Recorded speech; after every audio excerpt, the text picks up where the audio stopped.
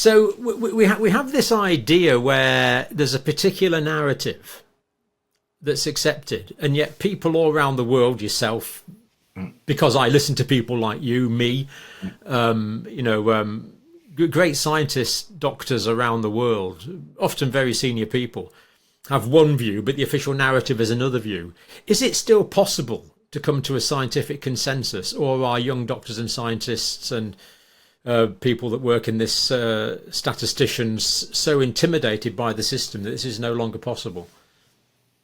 I fear that what you've just said is correct.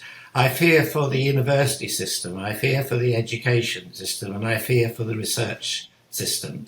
It really has entered the new dark age. And what part of this cause is this so-called wokeism, is the political correctness. Political correctness alone is anti-scientific. I mean, that is, it's not in the book, but I've just thought of it, but it's absolutely true. Political correctness is anti-scientific because it's already decided what you can say and what you can't say, and how you should observe a scenario and how you should react to. So it's invidious. It really is pernicious and invidious. And I would say very vindictive and vexatious with regards to society. And I think we should do everything we can to completely remove it. It is a cancer. It's a cancer of the society.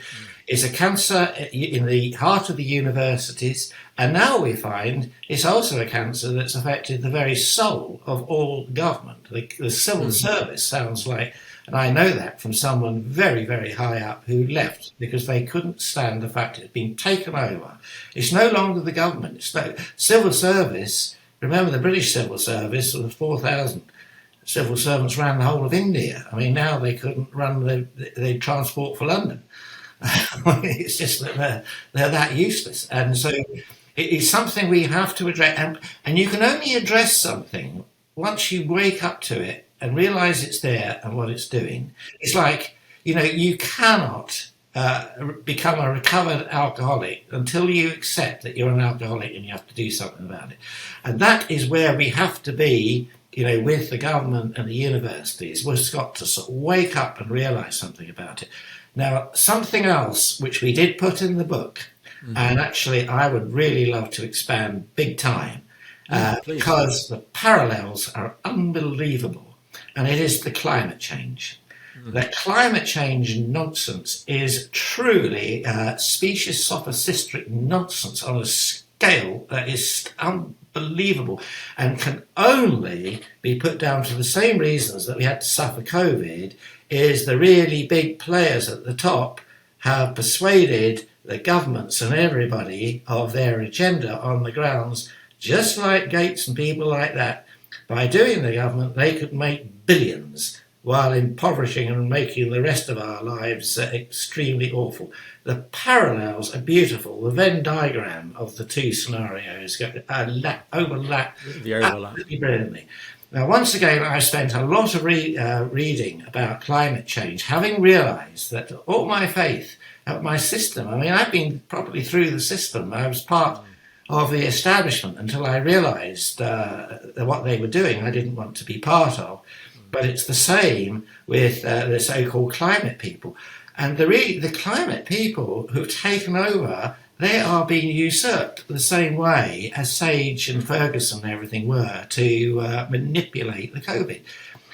There is no climate crisis in my interpretation of this. And there is no correlation, most importantly, there's no correlation at all between CO2 and heat, in which the whole of this net zero nonsense is broken. And here I would just like to hold up, I don't know if you can see that. See that? We can, yeah, we can see that.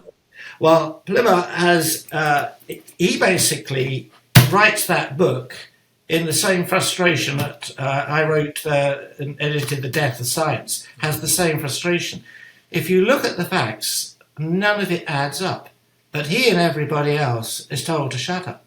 I can't believe the number of people who are very big, like head of climate change in Cambridge and various other big people, they've all come to the same conclusion. It's all a gigantic hoax. And it's like being in a dystopian nightmare. We've come out of COVID, now we're in a dystopian nightmare of climate change, where everything is kill science. There's no science behind the CO2.